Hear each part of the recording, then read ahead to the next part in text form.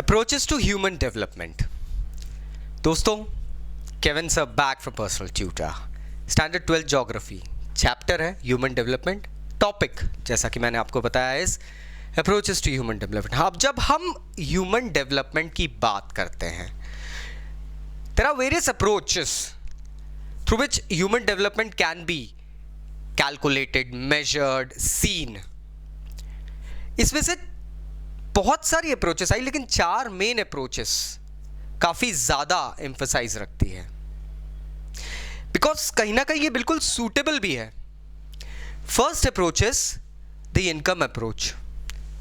This is probably the oldest approach associated with human development. सबसे पुरानी approach है, नजरिया है ह्यूमन डेवलपमेंट को देखने का। एक नजरिया इनकम अप्रोच के तौर पे भी होता है। अक्सर यह देखा गया है कि एक आदमी की इनकम, उसका रहन सहन, उसकी सोसाइशल वैल्यू, उसके सारे जो भी नीड्स है, उसकी लाइफस्टाइल है, उसको दर्शाती है। सो एक चीज जरूर है कि एक इनकम एक इंसान के डेवलपमेंटल रेशो को बहुत अच्छे से डिफाइन कर देगी। Higher the income, so it is considered that the lifestyle would be very high. Lower the income, yes, the lifestyle can automatically be calculated. आदमी का लेवल ऑफ इनकम जो रहता है वो उसके डेवलपमेंटल स्टेटस स्ट्रेटा को डिफाइन करता है। तो ये इनकम काफी टाइम से चलती आ रही है, इनफैक्ट मैं कहूंगा सदियों से चलती आ रही है। ह्यूमन डेवलपमेंट, एक आदमी का लेवल जो होता है सोसाइटी में, उसका डेवलपमेंट का जो फिगर होता है, अक्सर उसके द्वारा कमाई गई इनकम से होता है। इसे गुडविल भी कहते हैं। हिंदी में एक बहुत तुच्छ सा वर्ड है, औकात। जब आप इकोनॉमिक्स पढ़ते हैं, आप जब बीकॉम और एमकॉम लेवल पे जाते हैं तो आप इकोनॉमिक्स पढ़ते हैं, तो वहाँ पे आपको इसका डेफिनेशन मिलता है। Next is welfare approach. ये अप्रोच एक ऐसी अप्रोच है, एक ऐसा पॉइंट ऑफ व्यू है जो बताता है कि ह्यूमन तो सिर्फ एक बेनिफिशियरी है, एक उपभोक्ता है, एक ऐसा पर्सन है जो उपभोग करता है। जो भी रिसोर्सेज सोसाइटी को मिल रहे हैं, humans are simply beneficiaries, they are the ones who use them. So सारा दारोमदार किस पे आता है? The whole responsibility goes on the government और the organization that is taking care of that society. It actually says that the welfare of the society actually provides developmental increase. कैसे? समाज में अगर, सोसाइटी में अगर गवर्नमेंट की policies ऐसी बनी है जो ओवरऑल सब लोगों को साथ लेके चलने की बनी है, हर तबके के लोग रहेंगे, it doesn't matter he belongs to which class, caste और what thing, it actually happens that if government provides better civic amenities, health care, education, job opportunities, so the person will definitely go ahead and excel. So welfare approach का जो point of view रहता है वो basically government के ऊपर रहता है। वो सिंपली ये कहते हैं कि ह्यूमंस तो सिर्फ एक बेनिफिशियरी है, जो उनको रिसोर्सेज दोगे वो उनका यूज करेंगे। आप लिमिटेड रिसोर्सेज दो, वो लिमिटेड यूज करेंगे, लेकिन फिर डेवलपमेंट भी लिमिटेड रहेगा। आप ओपन एक्सेस दो, वो ओपनली यूज करेंगे, और डेवलपमेंट फिर आप देखो कहां जाता है। सस्टेनेबल अप्रोच लगाने के लिए गवर्नमेंट है। ह्यूमंस को एक सोसाइटी में, इंसान को जितना मिलता है वो उतना ही लेता है। बाजार में अगर आपको 1 किलो आलू मिलेंगे तो आप 1 किलो आलू ही लेंगे, उसके अलावा आप कहीं से नहीं ले सकते। So this is what actually it is trying to say. Next approach is basic need approach.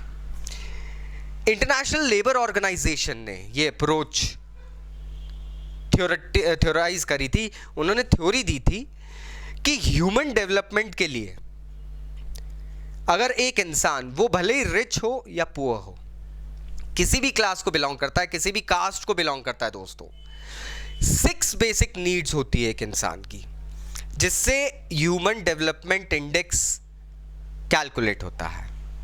एक आदमी का डेवलपमेंट, एक इंसान का डेवलपमेंट, एक ह्यूमन का डेवलपमेंट तभी एक्टिवेट हो पाएगा और ओवरऑल होएगा जब वो हेल्थ वाइज फिट रहेगा, उसे बेटर एजुकेशन मिलेगा, उसे फूड सप्लाईज मिलती रहेगी, उसे वाटर की अवेलेबिलिटी रहेगी, प्रॉपर सैनिटेशन, ये सिविक क्लीनलीनेस वगैरह आता है सिविक फैसिलिटीज़ में, म्यूनसिपैलिटीज़ वगैरह, और हाउसिंग।